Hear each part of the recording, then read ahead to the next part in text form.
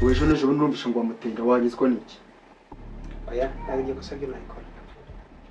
Mva mubwire ndamutse numvisha ngo wamutende. Usibye niba nakubaga, niba nakugenzana. Icyo kintu cyumva gishyira mu matwi yawe. Nimuzajya munahura bibaye byiza wajya umfasha kumubwira gataha. Naramuka mbikubwira nazagufata muri icyo kosa. Oya nta kibazo. Ariko nanone si uzamubuza. Ubona njya uranze.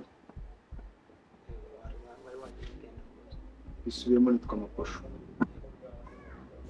Ubwa mbere n'ubwanyu ugarutse mu rugo nongera kukubonamo. Simbikubwiye uze ngo iki? Hari ikindi kibazo wari ufite? Nubwo utanubye ujya ahantu uri kugira ngo nce mu rugo rw'undi muntu. Jya ubanza ukumanga baguhe karibu. Sibyo? Ugapfa kwibwiza nk'ubu nsose nkagufata n'igisambo ngahita nkumena mu mutwe. Ntabwo waba wizize. Ikibazo sinamahane. Icyo nashaka njyewe ari bisanzwe na inshuti wanjye tukaganira ariko mu gihe habaye icyo kibazo n'ibyo ushaka tukaganira. Ariko wenda reka mubaze akabazo k'amatsiko nasubize muri make. Ibiki wavuga uri kumurebera ubuje kumurebera by'iterambere? Inshuti yanjye afite imyaka y'ubukure. Ngarire cyo kuza kumureba se urumva atari ibintu bisanzwe. Wagejeje imyaka y'ubukure bisobanura iki? Ubuze icyo uvuga? Oya ntabwo mbishyamvuga. Urashaka kumutera? Oya ntabwo songa. Urashaka kumushaka? Nabyo bizaza reka. Ese turakura. Urashaka mushiki wanjye? Cyane. Ufite iki? Ega ibyo umuntu afite ntabwo bigaragara mu maso. Ufite akazi? Ukora iki? Ucuruza ibintu bya online. Online? Ndavuze ngo sohoka. Kunyumva sohoka. Nta kibazo.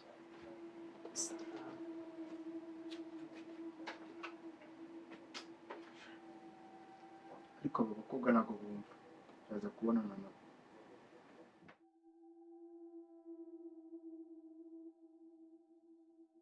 Akose bre. Ni kuzadurira mu nzira koko twapfuye iki? Biriya gusa.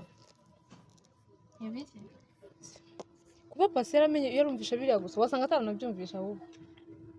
Yesu wajyaga kuvuga cyane uzi ko atari bubyo. Sinye arega nayo iswa yagiye. Nese nge nari mbizi ni ukuri. Nese urumva nakubesha. Babarira cyane. Nasuze uko unungura. Uko na basi kuza mu rugo tubireke. Na no kumvugisha no kumamagara. Ese nkuvugisha wowe nta phone ugira ngo mpamagare. Ese inshuro ngo hamagara wabuzize. Nta nimwe nzi. Uko yaba nzizi mba nguhamagara nawe. Mwana yanje. Cyane kuri kose ntago nari nzi ko ubushutsi bwa dufitanye bwagira n'utuntu dutoya gutyo gusa.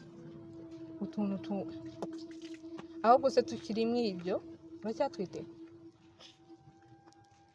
Ntukajye unsetsa. Nese igihe gishize byagiye henda twite. Ese bre wabishaka igisubizo ibyo bintu? Nese igisubizo nyikure. Nese biraguma gutyo nyine tu. Ndatwite n'ejo bigivemo. Nese urumva nyine ufite gahunda yo kubigenza gutyo? Nese kugira ngo iki? Erega ugomba kubishaka igisubizo ni wowe. Nese hari undi biri kureba? Nese igisubizo nyikure. Icyambere inshuti yawe ngiyewe waranyi wanaye inyuma ntabwo kimvugisha ntukinsura none twanagana tukareba igisubizo. None wowe kuko uzi ko ibibazo byose mfite ubizi. Kwe icyo utavuga ngo ngiye ku inshuti yanjye. Sebre reka nkubwire umuntu Uraza yaba mu rugo kambura. Inshuro tumaze guhura mu nzira umwe plaziza. Ngiye ngugoye pa. Oya none ntabwo uba wambonye. Yego. Umva nese umuntu nta kuvugisha twaravuganaga. Bre ni inshuti yanjye uzi kuva mu bwana turaziranye. Sibyo? Kuba ufite ikibazo ntabwo ari cyo kintu cyakavuze ngo ubushuti nge nawe dufitanye buhagarare. Umva rero ntabwo twigeze dushwana ngo ibiki. Nawe nujya wumva nyine umwumvuye nsanga mu rugo. Sebre umuntu yaba nta kindi. Umuntu yaba ataguhamagara ngo umufate akirirwa ziwanyu. Baburi mu gihe turahura mu nzira ukaca. Nese wabuze umuntu kuri telefone ntabwo wamubona. Ase ubwo ninzi wanyu uzanyingurira. Nigende none iyi perfume usigaye witera. Bigurira. Sisanzwe se? Arumiwe noneho. Do you think I am going to spend the rest of my life without you? after a breakup, the only reason I've been constantly smiling is because I know that the minute Robert, the smile abantu from barabibagiwe ibi ni cyo mvugo Yewe ukuntu unyagiye ntacyo se ngiye n'urute ruguru yose nkuhamagara utanyita wacyakira iki ibaze umuntu nari umwe ngukeneye akamara mwana nari ngukeneye mu muhanda banyangiga n'ubuze byose umeze ute se ni sawa Mm, ni ibisanzwe ibyo byanze ibiki byanze byanze rwose ibintu nize ko atari byanzaranye bya bibazo byanzanyeho bose mbabara sisi hano hantu njyewe rwose nta n'ahantu baba bigeze izuba ryatugera kugira ngo tujye he si undi wagiye mu rugo guteka nakareka nduteka wese wagiyeyo yewe ntabwo meze neza nanjye simeze neza pe ese tutaretse kubeshya ko brada nta mafaranga yaguhaye ubwo uraje jya uvuga ibiki nakubaza ngo ibyo bisuko wabikuye uramubwira ko wabikuye ndamusobanurira we doni yego apfe kubimbaza gusa uravuga ko yakuye he nawe akariya ko yamaye abasheri bawe sha ndabona bari mu kazi abasheri neze njye nkubwiye ko hari abasheri none ninde wayaguhaye kari nkubwiye ngo ntabwo yamaye nk'umuvandimwe wanjye mbwiza ukuri kari ndi kukubwiza ukuri sure umwana nyagasani tumubaze nasingeho telefone se cyangwa nimero ze ntazo ugira nzi nazo ngira bisigaye unyurira nimero ze nazo ngira uzime none kugira nyine ubyemere ufite neza ikiri kukongoza Nta na ufite ikiri kimwe. kukongoza Nta na kimwe. nakumvise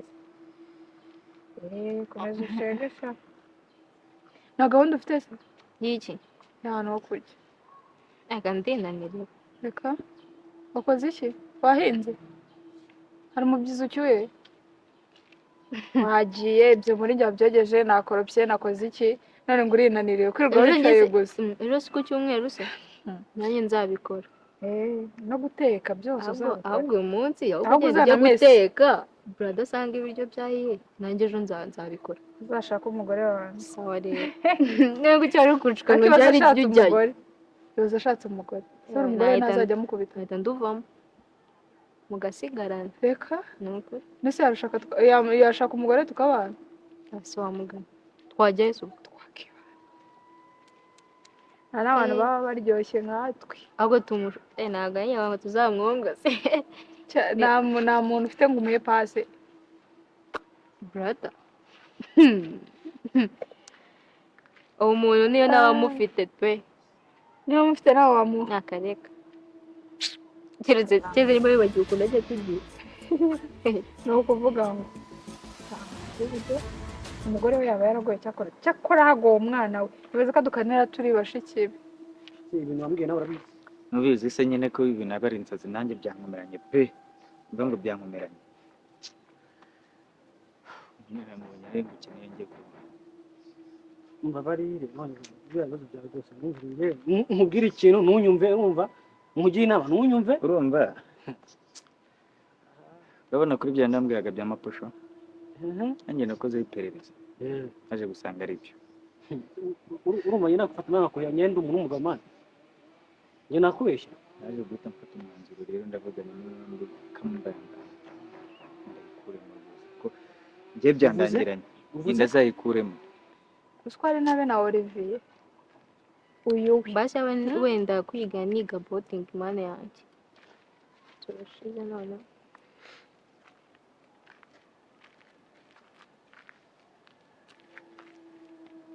byanyuze ni byiza byiza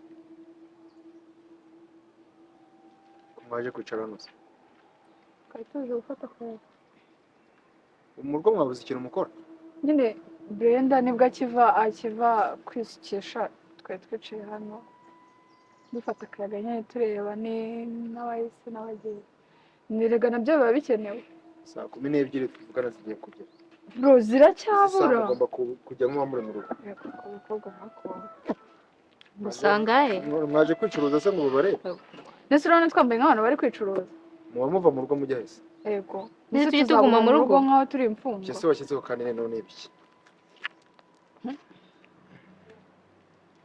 reba hano ibyo bintu bibumbuye mu mubiri wabigushyize kuri uwo mutwe nta kibazo amafaranga wayakuye ese urabimubariza no mu muhanda mu muhanda twese twajya no mu rugo cyangwa shamwe wanyibye ye ko nyine nafashe umwanzuro. Ugize angahe? Amezi angahe? Amezi 3. Ayibo. Baragufunze mbabaye. Ikitwa nimero yanjye.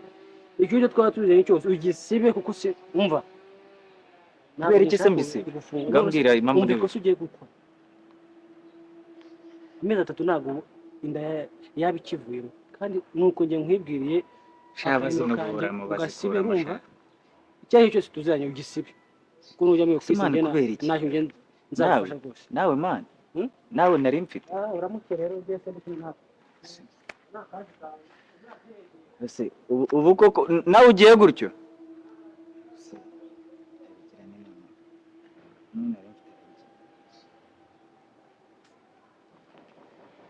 Nta kundi nyine tu.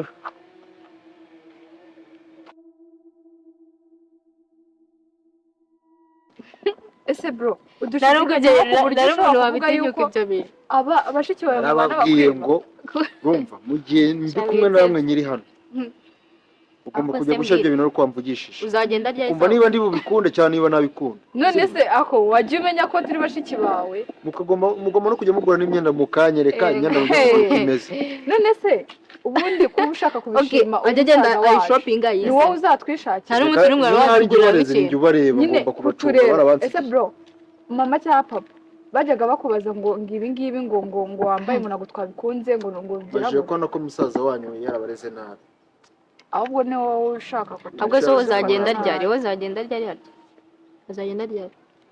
ntubajire se muri make mushaka ko ngenda ngo mbave uruhande bro nyine nawe urakabya nta muntu ubifuza ariko ubundi buriya ubasanga ari nk'agahungu kagushyirishije asakaye gahungu ariko shaka mubwire mufashe abaye ari we ndamutse mufashe ubundi bro ubundi abaye ari wa mukani wa sisi urabona adakuze abaye ari we ari umusore bateretana ntabwo murakura ndamutse nsaza nk'umuhungu wabigushyize ntabwo ari umuhungu rero kandi ngiye mpamura amaherezo brada nzamutanga gushaka nkazajya rimwe nkagira nk'umukobwa muri mwe n'umuhungu kadutere story je nzagutanga gushaka kubera ukuntu mba muri sisi kankubwira kadutere story ubundi nka girlfriend wawe abaye wote aramugira so ubundi uramugira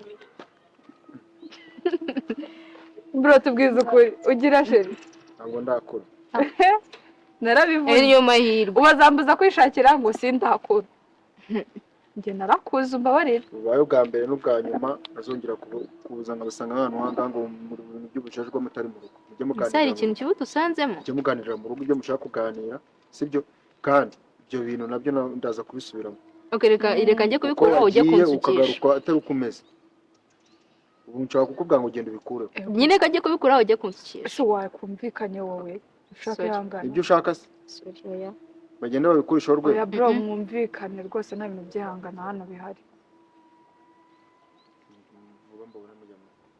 simba siga hano ese ntabwo wagenda tukaza nyuma izo turagenda dushoreranye baye iminota 2 ninjya mu rugo muterangiramo nawe urwinjiramo wasanga nafunze kandi wagurutse iminota 2 se warayihagenda ntatubabaye wambabariye kuri sisita ndavuga ko wanshutse iki cyanara mva imbere nigende yabyibagiwe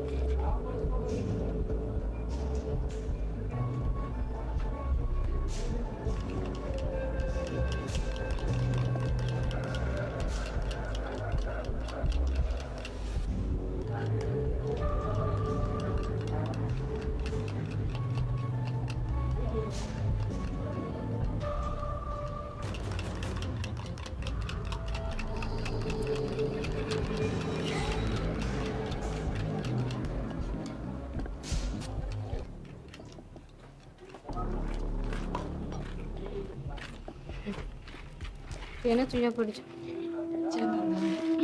arushye Izo ndaje. cyo simbona wazanye n'amazi nyewe ninywere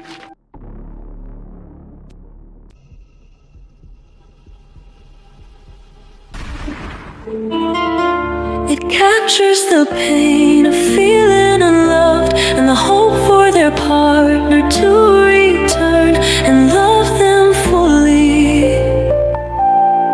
Through love, soccer of dice seeks to inspire listeners to embrace their emotions and express themselves.